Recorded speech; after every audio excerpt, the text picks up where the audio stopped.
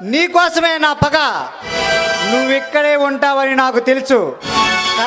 సరైన టైంలో సరైన ప్లేస్లో ఏం దొరికావు? ఎవడవురా నువ్వు?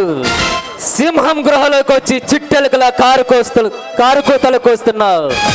అసలు ఎవడవి? దేనికొచ్చావు? ఆ సింహాన్ని సైతం ఒంటి చేత్తో మాటు వేయగల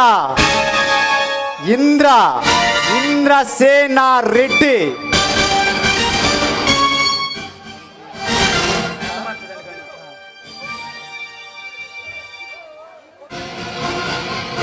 నువ్వు బొబ్బుల సింహానివైనా సీమ సింహానివైనా నన్ను ఏమి చేయలేవు.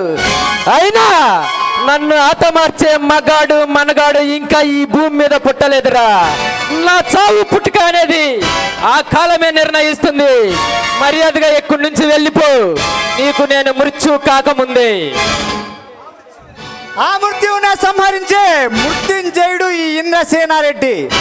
నువ్వు చెప్పగానే వెళ్ళిపోవడానికి ఆకు రౌడీని పేట రౌడీని కాదు, పర్వతాన్నైనా ఒంటి చేత్తో పిండి చేయగల సత్తా ఉన్నవాడిని ఇంద్రసేనారెడ్డిని. చూడు, పర్వతాన్నైనా పిండి చేయగల ఈ ఆకాశ దగ్గరకు వచ్చి పిచ్చి ప్రగల్భాలు పలుకుతున్నావు ఇంద్ర.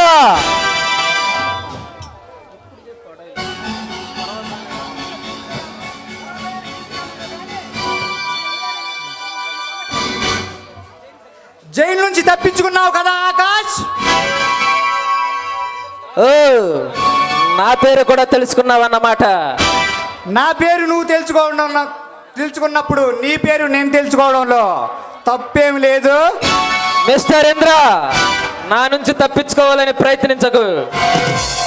మిస్టర్ ఆకాష్, నీ నుంచి తప్పించుకునే అంత అసమర్థుడు కాదు ఈ ఇంద్ర.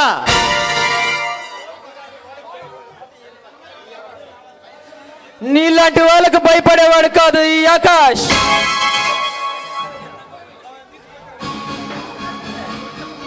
నా పేరు చెప్తే మా గుండాలైనా రౌడీలైనా రాత్రికి రాత్రే మాయమవ్వాల్సిందే. ఈ ఆకాశాలు ఇక్కడ వింటే కొమ్ములున్న మనగాళ్ళైనా గుండెలు తీసిన గుండాలైనా పారిపోవాల్సిందే. మిస్టర్ ఇంద్ర, మర్యాదగా నా దారి కట్టు తప్పుకో, బ్రతికిపోతావు. నన్ను ఎదిరించాలని ప్రయత్నిస్తే ఇప్పటికి నువ్వు ప్రథమ శత్రువుగా మిగిలిపోతావు. చూడు, ఎప్పటి నుంచి నా సిద్ధాంతం వేరు, నా ఆశయం వేరు. పగ పగ పగతో బ్రతుకుతున్నా. చూడు ఇంద్ర, నీకు ప్రతి విషయంలో పక్కల బల్యంలాగు కంటెల సూదలాగా తయారకముందే ఎక్కడి నుంచి వెళ్ళిపో. ఈ సింహాన్ని ఎదిరించే మరో కొదమ సింహం ఉందా అని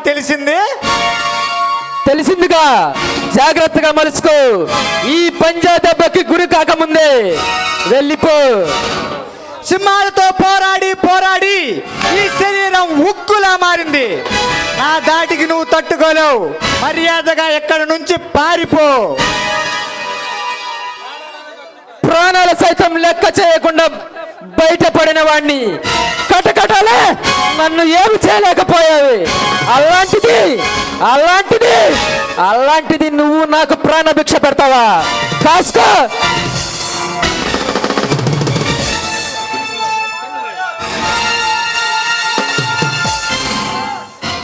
శబాష్, నీ చేతిలో ఎంత వాటముందని అనుకోలేదు.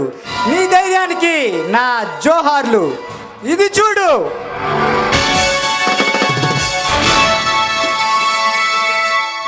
మిస్టర్ ఇంద్ర, పిడికిలు లాంటి నా పిడికిలతో ప్రాణ సంకటమని నీకు తెలియదా? నన్ను ఎదిరించే మగాడు మనగాడు ఇంతవరకు ఈ రాష్ట్రంలో పుట్టలేదు.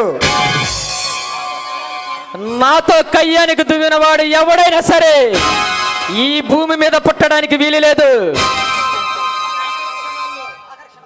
ఆఖరి క్షణంలో నీ ఇష్ట దైవాన్ని కోరుకో. మాటలతో కాలయాపన చేయకు. రా, చూసుకున్నావురా. కమాన్, నాకు అదే కావాలి. రా, కమాన్.